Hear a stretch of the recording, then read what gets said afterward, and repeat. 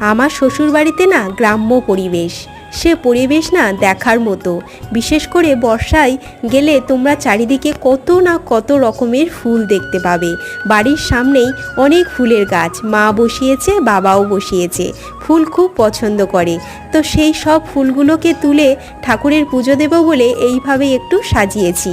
মানে আমি সাজাইনি, আমার বর, তাই আমি একটু ভিডিও করে নিলাম। তারপরে যেহেতু আমরা কদিন পরে বাড়িতে চলে যাব, সেক্ষেত্রে বাবা দেখো নিজের গাছের আঁক, আর আমি দেখো এই কাঁকড়াগুলো পেড়ে নিচ্ছি। কাঁকড়াগুলো সত্যি খুবই মিষ্টি। আমরা যতবার যাই না গাছের ফল নিয়ে আসি। দেখে কি মনে হচ্ছে? লোভ লাগছে, তাই নাকি বলো? কাঁকড়া যে এত মিষ্টি হয় এর আগে আমি জানতামই না। বিয়ের আগে খেয়েছি কিন্তু এত মিষ্টি খাইনি। তারপরে দেখো এত ছোট্ট গাছে গাছ ভর্তি পেঁপে আবার পেকেও গেছে। এই সব কিছু মিলে ব্লগটা কেমন লাগলো জানিও, আর পরের ব্লগের জন্য সাবস্ক্রাইব করতে ভুলো না কিন্তু। চলো টাটা।